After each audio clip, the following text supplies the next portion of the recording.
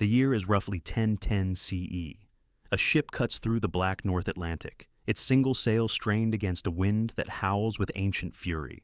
On its deck, Norse explorers, men and women who have traveled farther west than any European alive. Below their hull lies water that should have swallowed them whole. Before them lies a coastline that no Christian civilization even knew existed. They land, they build, they survive. Then, 500 years later, another man sails west. His name is Columbus, and the world is told that he discovered America. This is not a story about that lie. This is a story about something far more disturbing, a discovery so complete, so undeniable, that it simply vanished. The Vikings crossed the Atlantic. They established colonies. They encountered a civilization entirely foreign to them. And then they disappeared from history, not because they were forgotten, but because they failed to stay. Being first means nothing if you cannot endure. Subscribe to this channel for more forgotten histories. Now, let's go back to the beginning. In the 8th century, the Norse were not dreamers. They were survivors. The Scandinavian landscape, harsh, unforgiving, resource-poor, had carved them into a people obsessed with expansion, not by choice, but by necessity. Their homeland could not feed them all. The Viking Age is often imagined as random raids, ships appearing from mist to terrorize unsuspecting monasteries. But there was system beneath the chaos. There was intention. The Norse were methodical explorers, driven by an economic logic as ruthless as it was simple.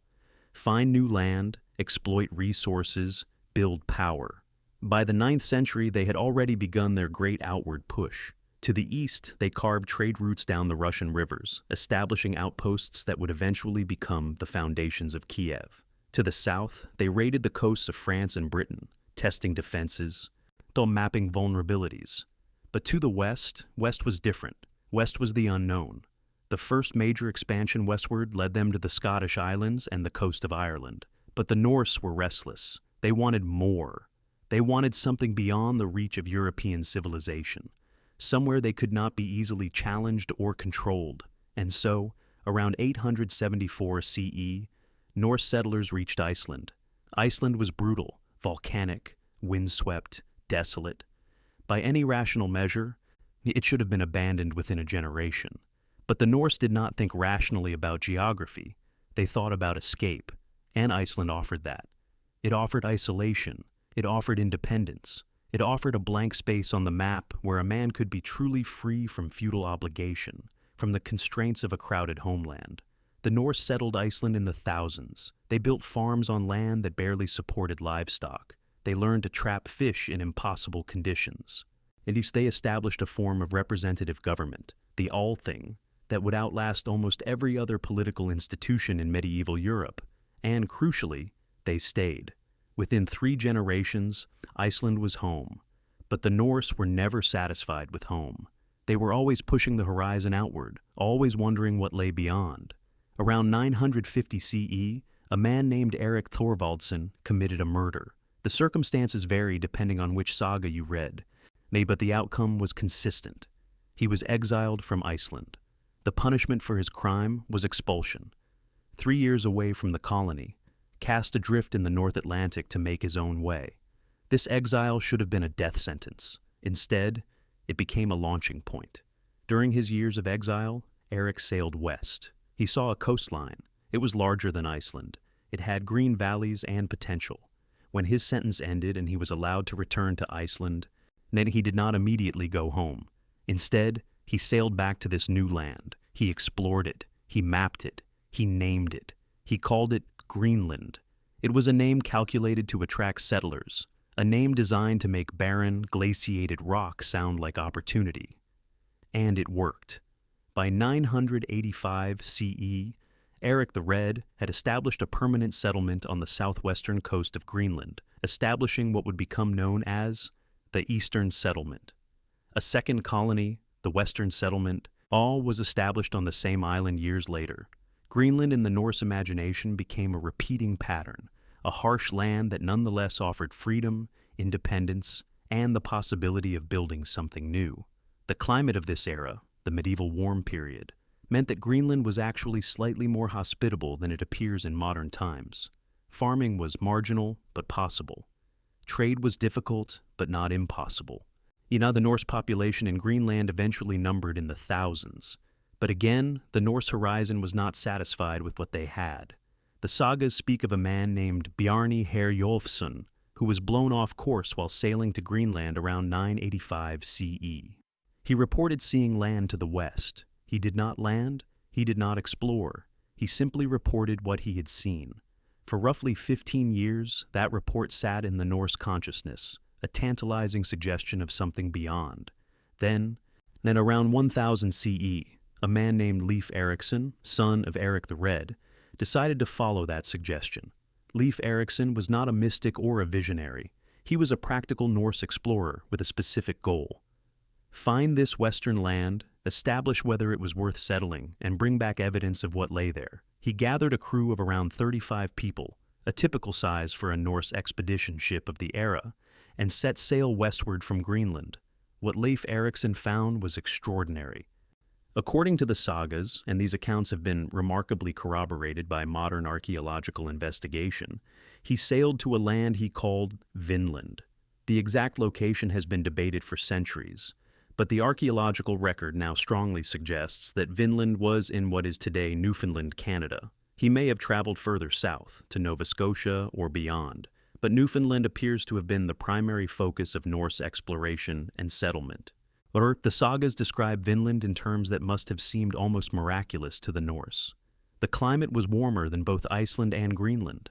Forests of wood suitable for shipbuilding covered the landscape, a critical resource since Greenland had virtually no trees. Grapes grew wild, which is where the name Vinland comes from. Salmon swam in the rivers, berries grew in profusion, game was abundant. This was not a marginal land. This was not a harsh environment that demanded everything from you and gave back subsistence. This was a land of genuine plenty. Leif Erikson wintered in Vinland and then returned to Greenland with his findings. The implication was clear. Vinland was worth settling. Vinland could support a permanent Norse colony. Vinland could become, like Iceland before it and Greenland currently, a Norse frontier society.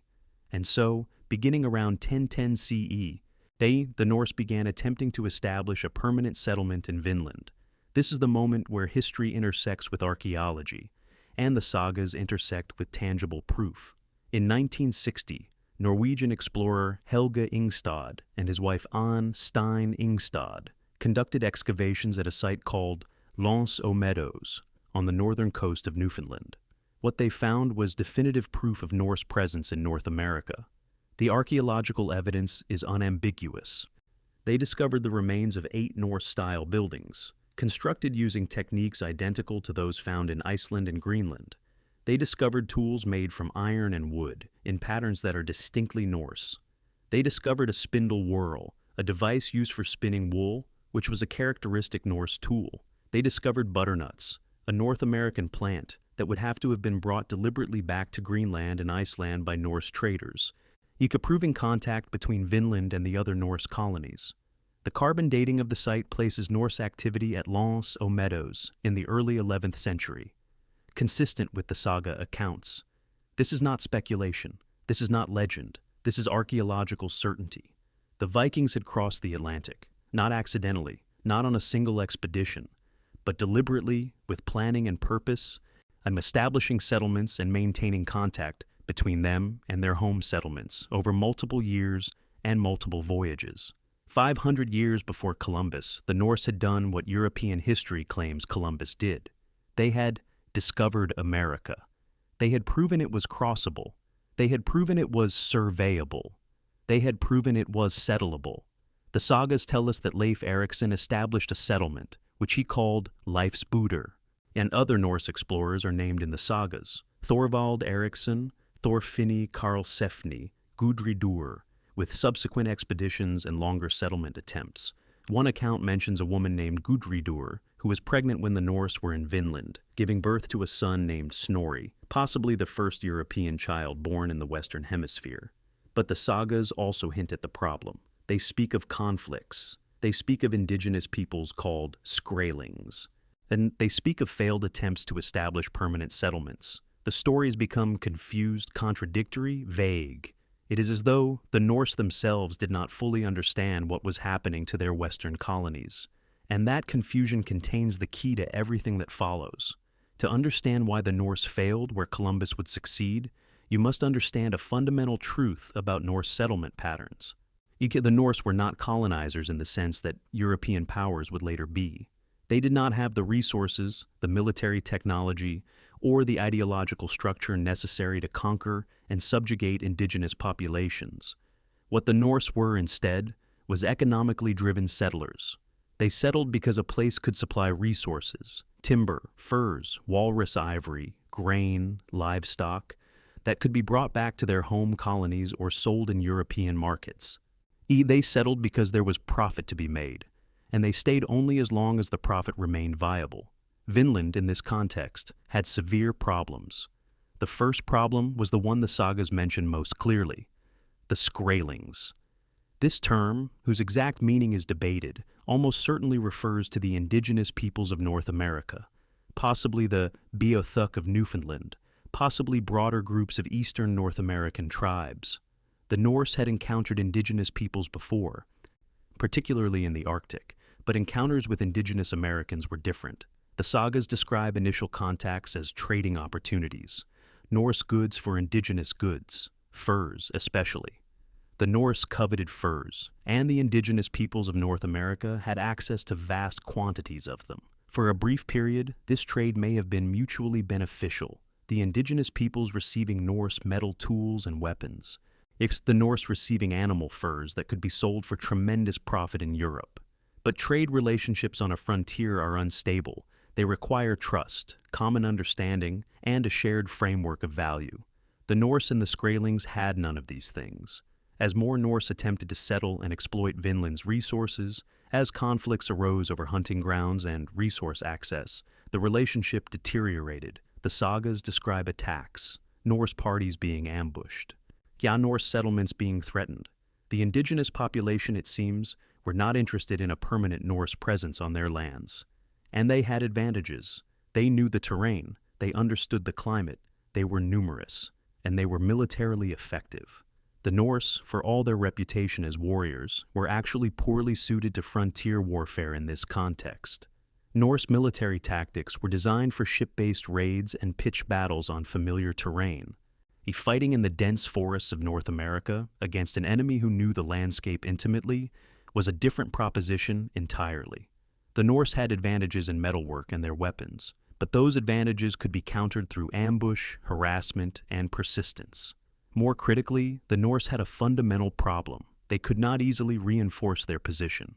Vinland was not like Iceland or Greenland. It was not a relatively short sail from another established Norse colony. Then it was a dangerous oceanic voyage away from Greenland, which itself was a dangerous voyage away from Iceland, which itself was a dangerous voyage away from Scandinavia. The supply chain was impossibly long and impossibly fragile. If a settlement in Iceland faced trouble, reinforcements could come from Scandinavia in weeks. If a settlement in Greenland faced trouble, reinforcements could come from Iceland. But if a settlement in Vinland faced trouble, there was no one to reinforce it. There was no cavalry, there was no backup, there was only isolation. The Norse colonies in Iceland and Greenland were sustained by continuous immigration. Young Norse adventurers and families seeking new opportunities sailed west, built farms, integrated into the colonial society. Over generations, this continuous influx created stable populations large enough to be self-sustaining. Vinland never achieved this. The sagas mention various settlement attempts, but they are described as temporary expeditions, not permanent colonies. The population attempting to settle Vinland was tiny, probably no more than a few hundred people across all the various attempts, compared to the thousands in Iceland and the thousands in Greenland. And critically, many of these people did not intend to stay permanently. They came to exploit resources and bring them back. When conflict with the Skrælings intensified, when hunting became dangerous, when the returns on investment began to diminish, the economic calculus flipped. Vinland was no longer profitable. Vinland was no longer worth the effort. But there was another factor, one that the sagas do not emphasize, but that archaeological and paleoclimatic evidence suggests was crucial. The medieval warm period, which had made Greenland and Iceland slightly more hospitable than they would later become, was beginning to fade. Around the 13th century, now the climate of the North Atlantic began to cool. This cooling was subtle at first, but relentless. Winters became more severe, growing seasons shortened. The ice in the North Atlantic increased, making sailing more difficult and more dangerous. For Greenland, this cooling was a slow catastrophe, but for Vinland, it was a death knell. Vinland's viability as a Norse settlement depended on a stable supply chain across a vast oceanic distance. As the ocean became more treacherous, as the sailing season shortened, as the risk increased, the already marginal economics of maintaining a settlement in Vinland became utterly unviable. More fundamentally, the relative advantage of Vinland over Greenland narrowed. In a world where the Norse were struggling to maintain their settlements in increasingly harsh conditions, the resources that made Vinland valuable, timber, furs, grapes, began to seem less critical. The Norse consolidated, they retreated. They focused on defending what they already had, rather than expanding into territories they could not easily hold. The story of Vinland is a story of an experiment failing, but it is not simply a story of external failure. It is a story of impossible conditions, of logistical nightmares, of economic calculations that never quite worked out. If you're curious about what happens to civilizations that push themselves to the edge of survivability, subscribe to this channel. We explore these stories deeply. Now, let's see what the failure of this experiment actually looked like. The sagas, which are our primary written source for the Vinland settlements, become increasingly vague in their accounts as the chronology progresses. This vagueness is itself informative. It suggests that the Norse themselves were uncertain about what was happening. Certain expeditions are mentioned, certain leaders are named, but the broader picture is murky. Did one settlement last for a decade and then get abandoned? Did multiple settlements exist simultaneously? Did the Norse return to Vinland multiple times across a century, each time establishing temporary posts before abandoning them? The archaeology can only tell us so much. Meadows itself appears to have been occupied for perhaps a few decades, no more. There is no archaeological evidence of subsequent major settlement sites, though this may simply mean they have not been found or have been destroyed by erosion and time. What seems clear is this. By the middle of the 11th century, roughly 50 years after Leif Erikson's first voyage, the Norse had effectively abandoned Vinland. The settlement attempts ceased. The expeditions ended. Within a few generations, Vinland became a memory in the Norse consciousness, a place from the sagas, in a story told by old men about a land their ancestors had tried to conquer and failed. What the Norse learned in their failed attempt to settle Vinland was a simple but devastating truth. Geography is destiny, and destiny was not in their favor. They had proven they could cross the Atlantic. They had proven they could find North America. They had proven they could establish settlements there, but they could not prove they could stay. The Greenland settlements, meanwhile, were themselves beginning a slow decline. This decline would take centuries to complete, but it was relentless and eventually absolute. The cooling climate that made Vinland impossible to sustain made Greenland progressively more marginal. Greenland's economy was always dependent on trade. The island itself could support some livestock farming, but it could not produce enough grain to be self-sufficient. The Norse brought grain from Iceland. They brought timber from Scandinavia or from Vinland when it was settled. They exported walrus ivory, a luxury good, worth significant money in European markets, and furs and seal products. In exchange, they received goods they could not produce themselves. This trade, like all frontier trade, was fragile. It depended on ships making the dangerous voyage across the North Atlantic on a regular basis. It depended on markets in Europe valuing Greenlandic goods highly enough to justify the effort. As climate deteriorated, as the sailing season shortened, as the journey became more dangerous and more costly, the incentive to trade with Greenland diminished. The sagas and chronicles mention, with increasing frequency, the difficulty of maintaining contact with the outside world. Voyages that had once been regular became intermittent. Traders who had once visited Greenland regularly stopped coming. By the 13th century, contact between Greenland and Iceland had already become sporadic. Even by the 14th century, it had become rare. A ship that failed to make its scheduled trip from Europe to Greenland was not merely a minor economic disruption. It was a crisis. If grain did not arrive, if timber did not arrive, if the goods necessary to sustain the colony could not be obtained, then starvation and collapse followed. The Norse of Greenland found themselves in an increasingly precarious position, dependent on a supply chain that was becoming less and less reliable. The Eastern Settlement and Western Settlement, which together had supported perhaps 4,000 people at their peak in the 11th and 12th centuries, began to contract. Population declined. Farms were abandoned. The settlement frontier, which had always been expanding, began to recede. The medieval warm period was fully over by the 14th century. Now, what began in the 16th century would be called the Little Ice Age, a centuries-long period of unusual cold that would devastate agricultural societies across Europe, trigger famines, and destabilize civilizations. For Greenland, the Little Ice Age was not an anomaly. It was the final catastrophe in a long series of gradually worsening conditions. The ice that surrounded Greenland increased in extent and density.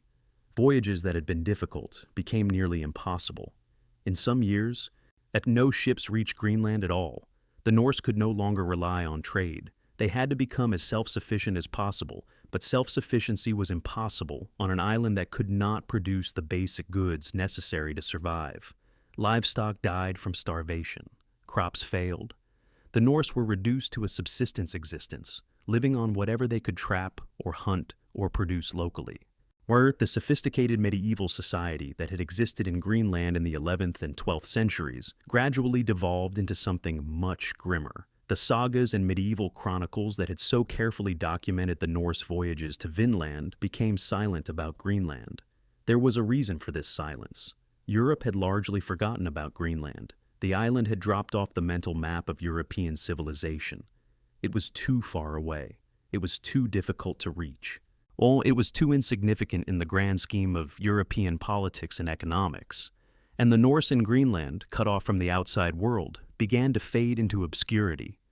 The Western settlement, which had always been more marginal and more exposed to indigenous peoples and to climate, was abandoned sometime in the 13th or early 14th century.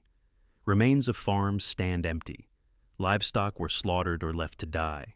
And then the Norse simply ceased to be present in the Western settlement. The Eastern settlement persisted longer. It clung to existence for another 2 centuries. But it was a shadow of what it had been. Population dwindled. Social structures that had been stable began to fragment. By the 15th century, the Eastern settlement too was abandoned. The last Norse settlers either departed, sailing back to Iceland or further to Scandinavia, or they died, all leaving empty churches and silent farms behind them. By 1500 CE, the Norse presence in the North Atlantic was confined to Iceland. Greenland was abandoned. Vinland was a legend. The Atlantic, which the Norse had crossed and settled and mapped, was again a barrier between Europe and the lands to the west. This is the context in which Columbus sailed in 1492. The Atlantic crossing that would be celebrated as his unique achievement had already been accomplished and abandoned. The land he claimed to discover had already been settled and abandoned. The age of Norse expansion, which had pushed westward from Scandinavia across centuries and across vast distances, had ended in retreat and silence. But the retrieval of this history was not straightforward. When Columbus sailed, he did not know about the Norse. Neither did the kings and queens who sponsored him. Neither did the chroniclers who recorded his voyages.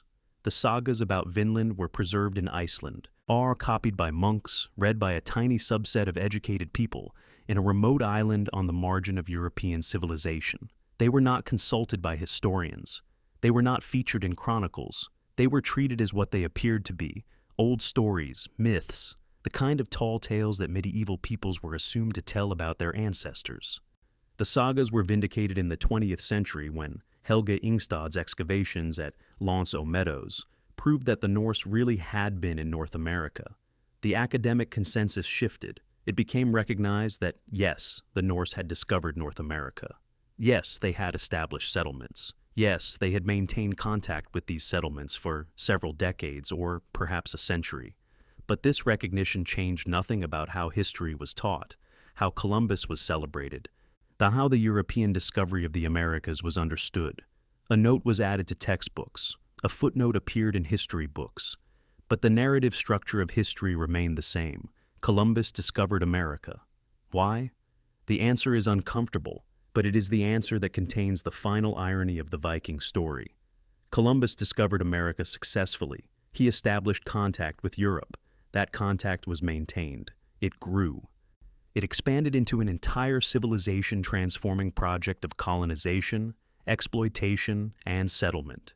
The European discovery of the Americas led directly to the eventual transformation of the hemisphere by European powers. The Norse discovered North America and then abandoned it. They failed to sustain settlement. They failed to maintain regular contact. They failed to establish permanent colonies. Their discovery led nowhere. It changed nothing. It left no lasting marks except the houses and tools that archaeologists would find more than 900 years later in the soil of Newfoundland. History does not remember failures. History remembers what endures. History is written by the victors, yes, but more subtly than that. History is written by those who persist. The Norse proved you could cross the Atlantic. They could not prove that crossing it led anywhere, at least not for them. This is the brutal irony of discovery without legacy. The Vikings accomplished something extraordinary. They pushed the boundaries of the known world. They faced dangers and overcame them. They established settlements in a land thousands of miles from home. They built houses, established trading relationships, learned about an entirely new indigenous civilization, and none of it mattered because they could not stay. The lesson of the Viking discovery of North America is not a comfortable one. It is not about courage or determination or the triumph of human will. Those things matter, but they are not sufficient. What matters is sustainability.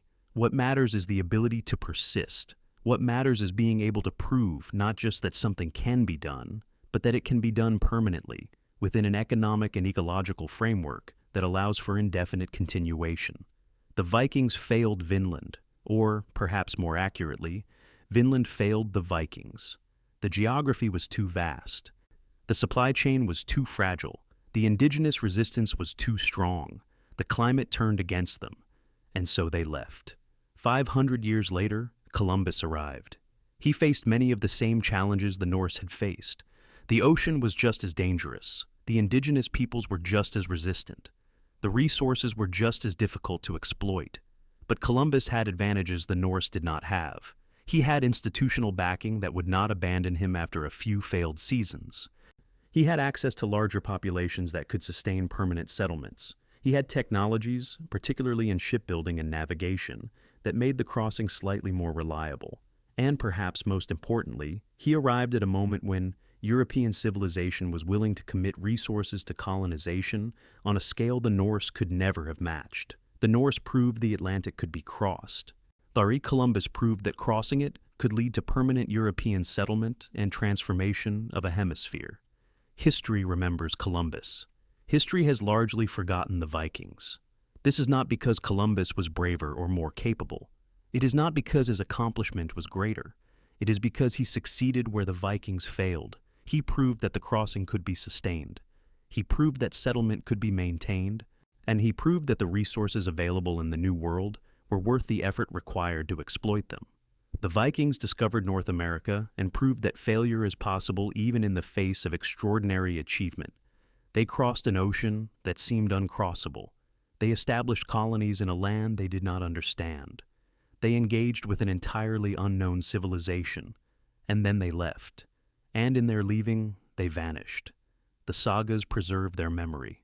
The archaeology confirms their presence. But in the broader narrative of human history, in the story that is told about the European discovery and colonization of the Americas, they are absent. They are a footnote. They are an interesting aside. They are proof that the impossible had been done, and then immediately proof that impossible does not mean sustainable. This is the final irony. The Vikings proved, beyond any doubt, that the Atlantic could be crossed and that North America could be settled. That proof changed nothing. The discovery they made was erased by their inability to maintain it. And so, 500 years after they left, another man sailed west and discovered the same land and was credited with doing what had already been done. History, it seems, is not kind to those who arrive too early. It is only kind to those who arrive at a moment when the world is ready to receive them. The Vikings arrived too early. The world was not ready for them. And so, despite having proven that the Western Ocean could be crossed and that the lands beyond could be settled, they faded from the record. But their houses still stand in Newfoundland. Their tools still rest in museum cases. Their memory still lingers in sagas carefully copied by monks, describing a place called Vinland that almost was. The question that remains is this: how many other discoveries have been made and lost to history? How many other achievements have been proven and then abandoned? How many other brilliant, desperate attempts at expansion and settlement have ended in silence because they came too early, or in the wrong circumstances, or against odds that, despite the best efforts of extraordinary people, proved simply too great to overcome? The Vikings discovered North America. This is fact, not legend. This is proven, not assumed, but they could not keep what they discovered, and in a world that values permanence and endurance, a discovery that does not last is a discovery that never truly happened. The sagas will remember them. Archaeology will remember them. But history, the history that is told, the history that matters, the history that shapes how we understand our world, will forget. The Vikings are ghosts in the story of human discovery. It's ghosts who crossed an ocean and proved the impossible, only to prove that proving something is not the same as changing the world. What do you think? Was the Viking failure inevitable? Or were there moments where the colony could have been saved? What would have needed to be different in the climate, in the indigenous resistance, in the European economic support, for Vinland to have become as permanent a settlement as Greenland or Iceland? And how many other lost discoveries lie hidden in our history, proven and then abandoned? Share your theories in the comments below.